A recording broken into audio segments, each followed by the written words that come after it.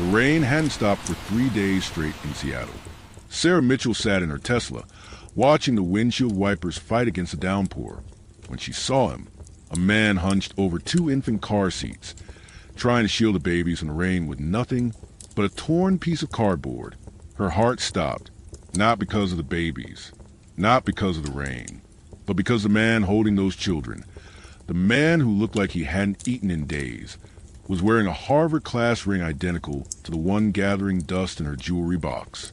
The same ring that belonged to the man who told her she'd never amount to anything 12 years ago. The man who left her when she had nothing, her ex-husband, David. Before we dive deeper, let us know in the comments where you're watching from. We'd love to hear from you.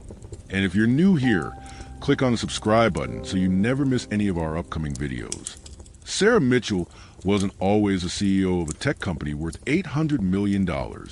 12 years ago, she was just a girl from Ohio with big dreams and empty pockets, married to a man she thought understood her vision.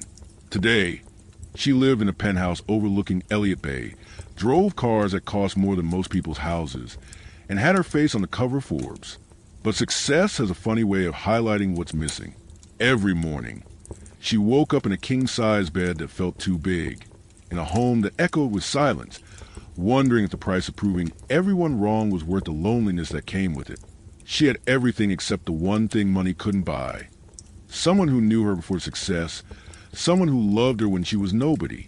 That morning started like any other. Coffee at 5:30, emails by 6, first meeting at 7. Her assistant, Jennifer, had mentioned something about road closures due to flooding in the lower districts, areas Sarah hadn't visited since her struggling days. But a last-minute Clyde emergency forced her to take a detour through those same streets she once called home. Streets where she and David had shared a studio apartment, so small you could touch both walls with your arms spread. Streets where they'd eaten 99-cent ramen and called it a feast. Streets where he'd looked in the eyes and said her dreams were fantasy, that she needed to be realistic, that she was wasting both their lives chasing something that would never happen. 3 months after that conversation, she'd come home to find their apartment empty, a note on the counter, and her world shattered. The traffic light turned red at Jackson and 3rd, right where the old food bank used to be. That's when she saw them. The contrast was almost poetic. Her heated leather seats versus his soaked cardboard shelter, her $800 raincoat hanging in the back versus his ripped jacket. But it was the babies that made her roll down her window. Twin infants. Couldn't be more than 6 months old, their tiny faces peeking out from beneath makeshift rain covers. Her hand moved to the door handle before her brain could process what her eyes were seeing. That posture, that way of hunching his shoulders against the cold, the way he tucked his chin down when he was trying not to cry. How many times had she seen that exact same stance? How many times had she tried to comfort that same frame? The Harvard ring caught the streetlight, and suddenly she couldn't breathe. Sarah's hand trembled as she opened the car door. The rain immediately soaked through her designer blouse, but she barely noticed.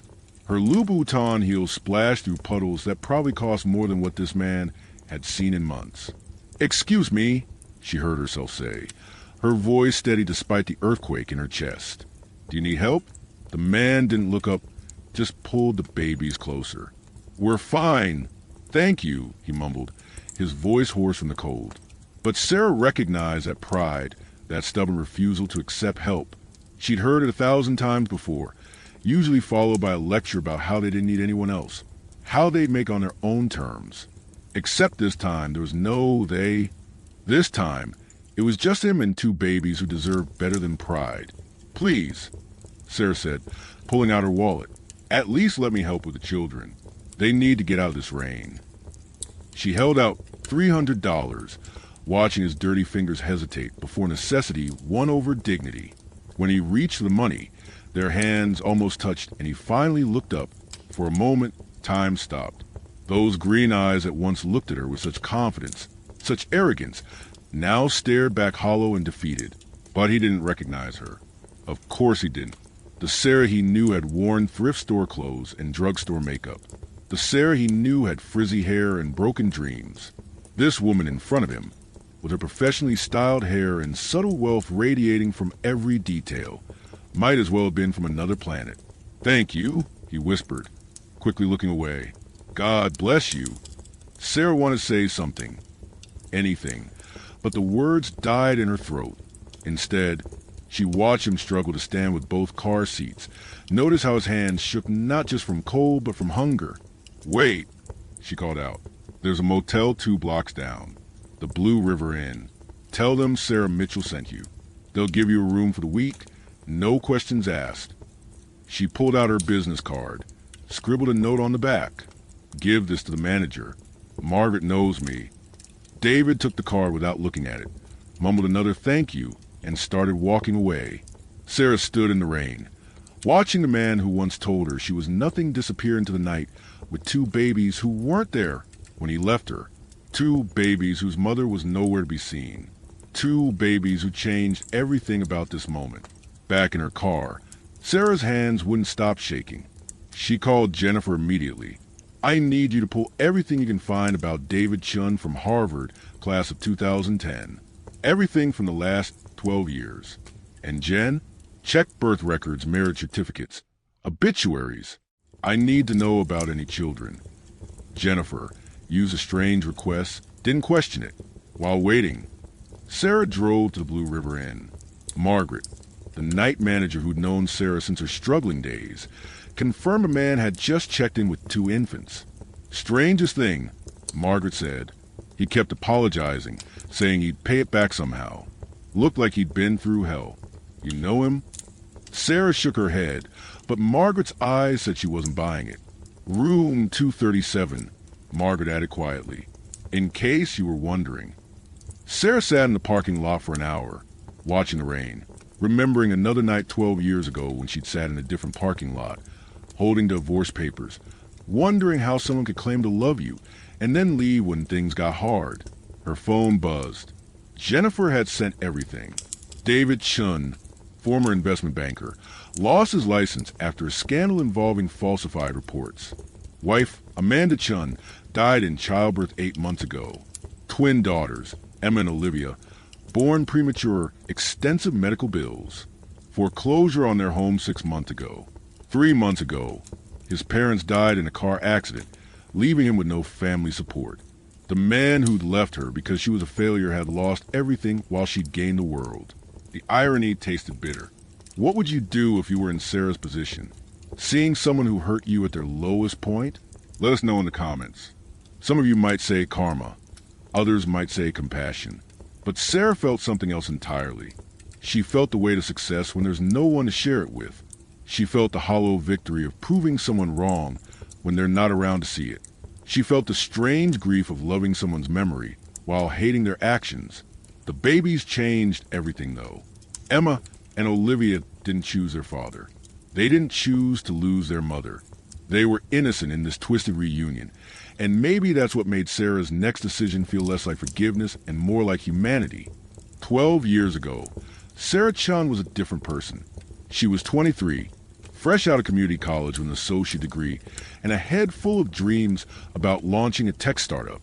David was 25, Harvard MBA, working at Goldman Sachs, making more money than Sarah had ever seen.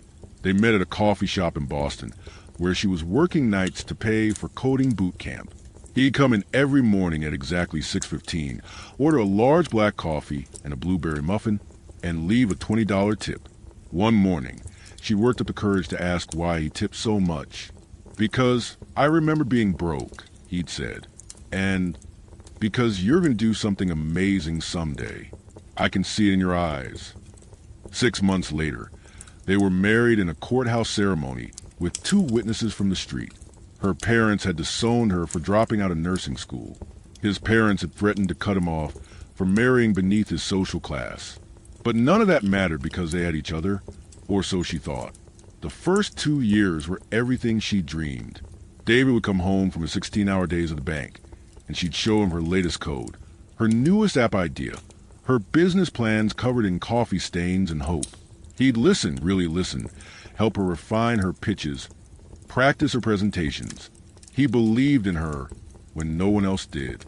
Or maybe he just liked the idea of being the successful one, the provider, the one with the real career while she played with her computers. The shift was so gradual she didn't see it coming. First, it was suggestions that she should get a regular job, just temporarily, just to help with bills. Then it was comments about how much time she spent coding, how she was always distracted, always choosing her laptop over him. Then came the ultimatum, on a cold February night, that she'd never forget.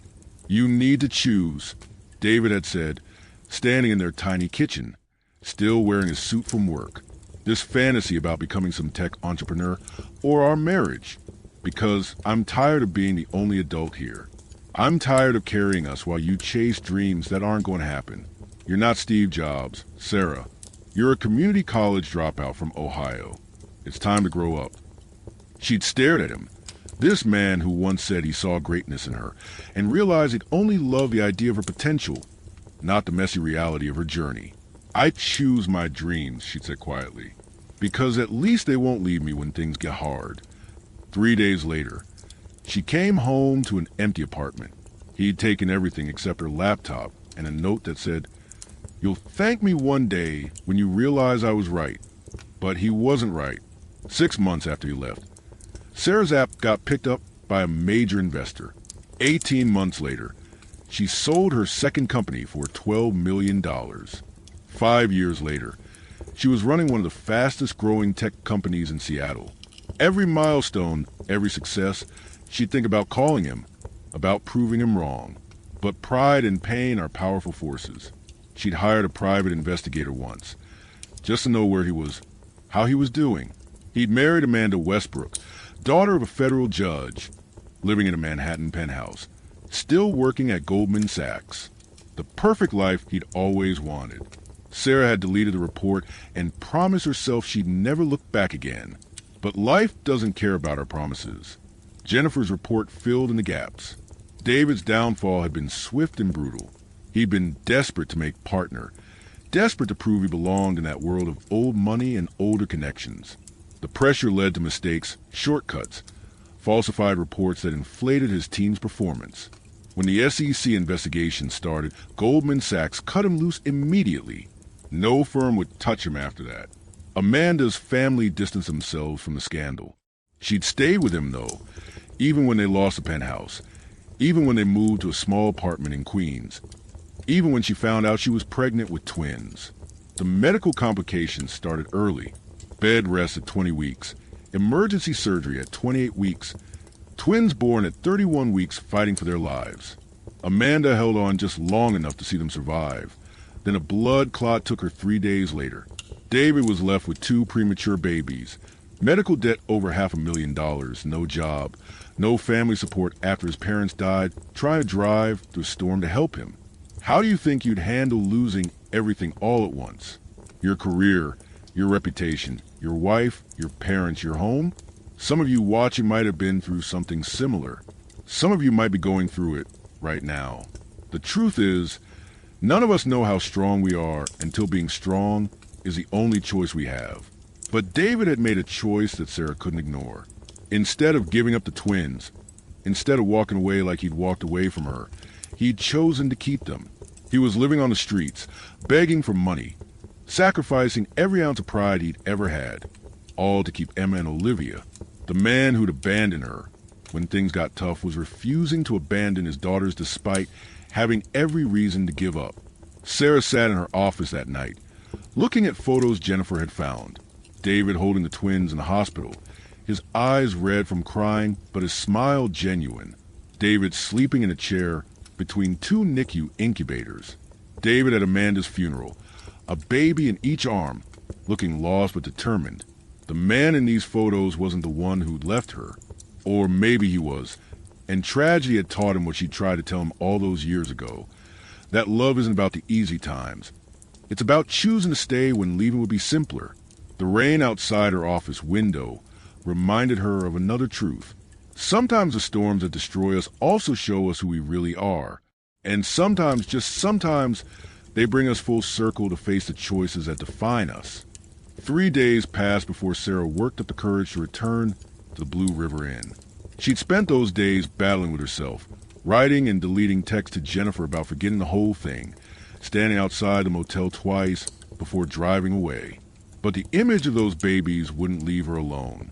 Emma and Olivia deserved better than a motel room, and a father too proud asked for real help. She knocked on room 237 at exactly 3 in the afternoon, knowing David would be awake, but the babies might be napping. When he opened the door, she saw recognition flash across his face for just a moment before disbelief took over. "Sarah?" The word came out broken, like he'd been holding in his throat for 12 years. She stood there in jeans and a simple sweater, deliberately dressed down, but there was no hiding what she'd become. Success as a way of changing how you carry yourself, how you occupy space in the world. "Hello, David," she said, surprised at how steady her voice sounded. "May I come in?" He stepped aside wordlessly, and she entered the small room that probably reminded him of their old apartment. The twins were sleeping in a playpen Margaret must have provided, both wrapped in blankets that looked new. Sarah had been anonymously sending supplies to the room, making sure Margaret said they were donations from the church. Why are you? David couldn't finish either question. He sank onto the bed, his head in his hands. "I saw you on the street 3 days ago," Sarah said simply. "You didn't recognize me, but I knew it was you. The ring gave you away."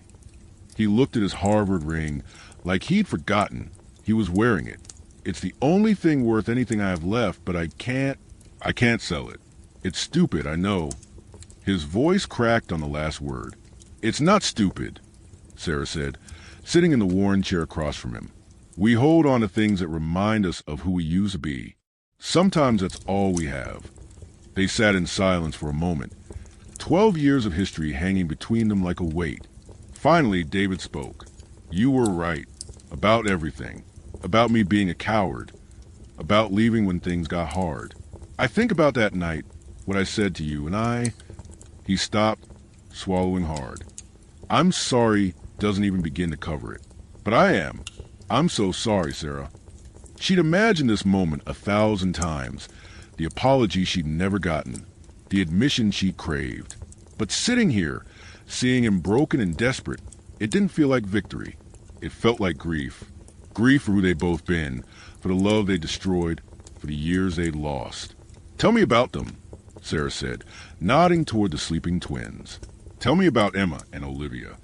David's face changed when he looked at his daughters, softened in a way she'd never seen when they were married. "They're fighters," he said quietly. "Born at 2 pounds each. Doctors said they might not make it, but they did. They're 7 months old now, healthy, perfect. They have their mother's eyes, her smile. Sometimes I look at them and I can't believe they're mine, that I get to be their dad. I know I don't deserve them, not after everything I've done, but they're the only good thing I've ever been part of." Sarah watched him watch his daughters and saw something she'd never seen in their marriage. Selfless love. "Their mother," she said carefully, "Jennifer told me she passed." David nodded, his jaw tight. "Amanda was everything I thought I wanted. The right family, the right connections, the right look. But when everything fell apart, when her family abandoned us, when we lost everything, she stayed. She loved me when I had nothing, when I was nothing. Just like..." He stopped, but Sarah knew how that sentence ended. "Just like you did. She got sick during the pregnancy." David continued. "Preeclampsia, then complications during delivery. She held on for 3 days after they were born, just long enough to know they'd survive. Her last words were, 'Promise me you won't leave them.' So I promised. Even when the hospital bills came, even when we lost the apartment, even when I couldn't find work anywhere because of my record, even when her parents offered to take the girls if I disappear, I stayed. Because that's what you do when you love someone. You stay." The irony of those words wasn't lost on either of them. Sarah felt tears she hadn't expected, mourning not just their failed marriage, but the growth that had come too late. "You've changed," she said finally. David laughed, but there was no humor in it. Losing everything has a way of doing that. Finding out what actually matters when it's too late to fix what you broke. If this parted you, drop. I'm still here in the comments. I want to see who's watching till the end. Because what happens next might surprise you. Sometimes the best revenge isn't revenge at all. Sometimes it's showing someone the grace they never showed you. Sometimes it's being the person they couldn't be. I know you probably hate me, David said, standing up as one of the twins began to stir. And you have every right to. But I need you to know that leaving you was the biggest mistake of my life. Not because of what you became, but because of who you were. You were brave enough to chase your dreams, and I was too scared to support you. You were strong enough to choose yourself, and I was too weak to choose us. I told you that you'd never amount to anything, but the truth was I was terrified that you would, because if you succeeded, what excuse did I have for playing it safe? What excuse did I have for being ordinary? He picked up Emma, or maybe it was Olivia, bouncing her gently as she fussed. I see you on magazine covers sometimes. Forbes, Wired, Business Insider. Sarah Mitchell, the self-made millionaire who built an empire from nothing. And I think about how I was married to you, how I had the privilege of being loved by you, and I threw it away because I was too insecure to handle your light. Sarah stood up, moving closer to look at the baby in his arms. The infant had dark hair like David's, but delicate features that must have come from her mother. "Can I?" she asked, holding out her arms. David hesitated, then carefully transferred the baby to her. The way of the child, the warmth, the absolute trust as the baby settled against her chest. It was everything Sarah had thought she'd have by now, everything success hadn't given her. "Her name is Emma," David said softly, "after Emily Dickinson." Amanda loved poetry. Sarah looked down at Emma, then over at Olivia still sleeping, and made a decision that would have seemed impossible 3 days ago. "David," Sarah said, still holding Emma, "I need to tell you something.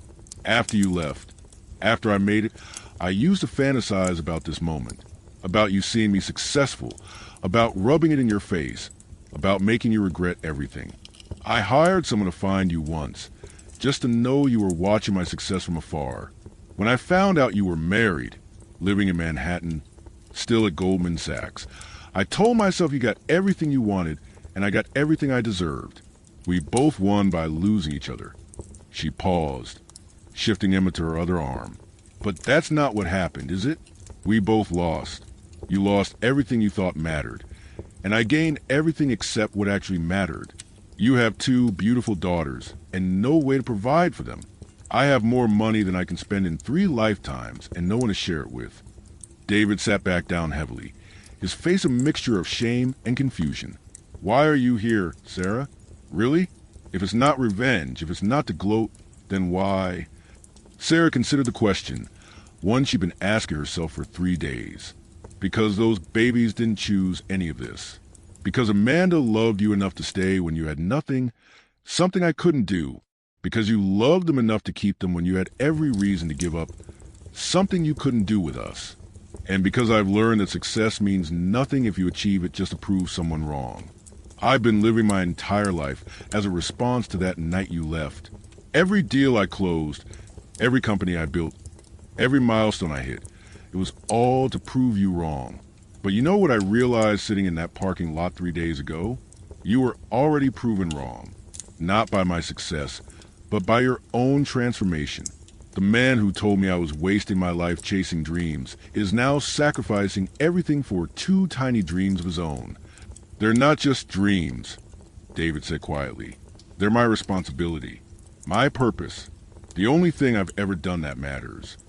Sarah nodded, gently rocking Emma as she started to fuss. "I know.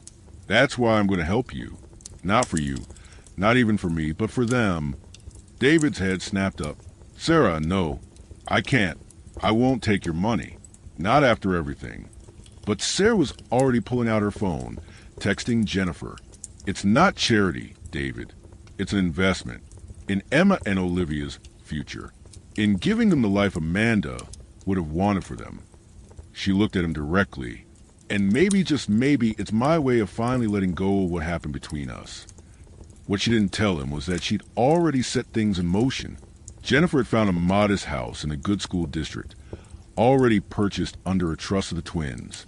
She negotiated with a hospital to pay off the medical debt through her company's charitable foundation.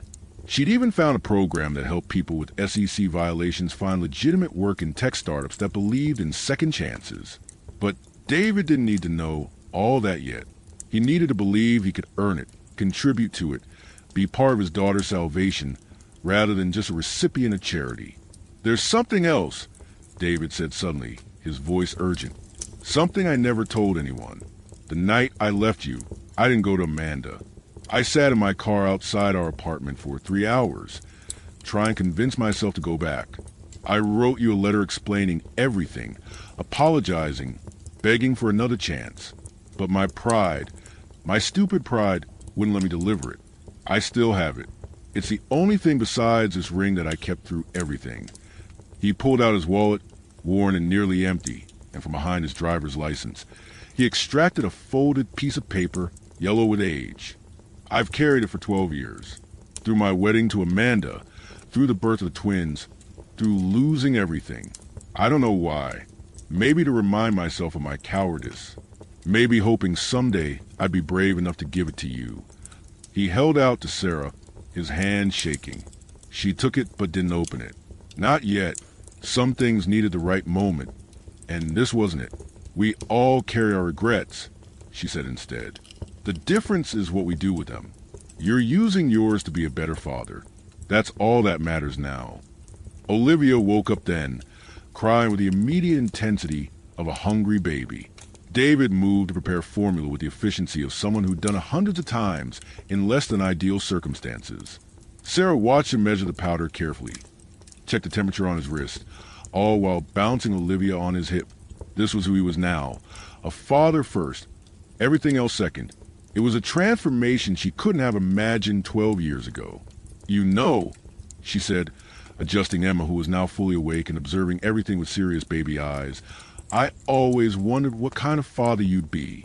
You talked about kids sometimes, usually in terms of which prep schools they'd attend, which colleges they'd legacy into. But this is different. You're different.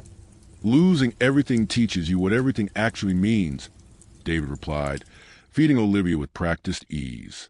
"I used to think success was about climbing ladders, making the right connections, having the right things. Now I know success is Emma sleeping through the night without crying from hunger. It's Olivia smiling when she wakes up and sees me there. It's knowing that no matter how badly I failed at everything else, I haven't failed them. Not yet." The motel room felt smaller suddenly, filled with the weight of unspoken words and impossible choices. Sarah stood, carefully handing Emma back to David. "I should go, but this isn't goodbye. Jennifer will be in touch tomorrow about some opportunities. Real ones, not handouts. You're going to rebuild, David. Not for me, not to prove anything, but for them." She moved toward the door, then stopped. "And David, that letter you've been carrying? Maybe it's time to let it go. Not give it to me, but let it go. The man who wrote it doesn't exist anymore. Neither does the woman it was written for. We're different people now, and maybe that's exactly who we needed to become." 6 months passed before Sarah saw David again. Jennifer had handled everything, creating layers of separation that allowed David to maintain his dignity while accepting help. The job came first, a junior developer position at a startup that didn't care about his past, only his willingness to learn. The house came next, presented as temporary housing assistance from a nonprofit that helped single parents. The medical debt disappeared quietly, attributed to an anonymous benefactor. David never asked if Sarah was behind it all, and she never confirmed it. They both knew, and that was enough. When she finally visited, it was because Emma and Olivia were about to turn 1, and David had swallowed his pride enough to invite her to their birthday party. The house was modest but warm, toys scattered across the living room, photos of Amanda on the mantle, children's books piled everywhere. David answered the door in jeans and a t-shirt covered in baby food stains, a far cry from the suited banker she'd once known. "They're napping," he said by way of greeting. "But they should wake up soon. Come in." The awkwardness lasted about 30 seconds before Emma woke up and demanded attention. Sarah found herself on the floor, playing with blocks, making silly faces, feeling something she hadn't felt in years. Purely present, not thinking about the next meeting or milestone. David watched in the doorway, and when their eyes met, there was understanding. Not rekindled romance, not forgotten pain, but understanding. "I read your letter," Sarah said suddenly, surprising herself. She'd opened it the night before, finally ready to face 23-year-old David's words. It had been everything she'd needed to hear 12 years ago, and nothing she needed now. Apologies, explanations, promises to change, declarations of love that fell hollow knowing he'd never sent it. But one line had stayed with her. "You're going to change the world, Sarah, and I'm too small to stand next to that kind of light." He'd been right about the first part, wrong about the second. He wasn't too small. He just needed to grow into someone who understood that standing next to someone's light doesn't diminish your own. "And," he asked, his voice carefully neutral. "And it doesn't matter anymore," she said, meaning it. "We're not those people. Thank God we're not those people." The birthday party was small. Just David, the twins, Sarah, and surprisingly, Margaret from the motel, who became a sort of grandmother figure to the girls. They sang happy birthday off-key, helped the twins smash their first cake, took too many photos.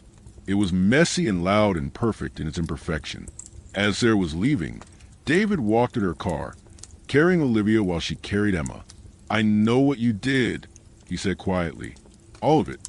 The job, the house, the debt. Jennifer's good, but I'm not stupid." Sarah didn't deny it. "Does it change anything?" she asked. David shook his head.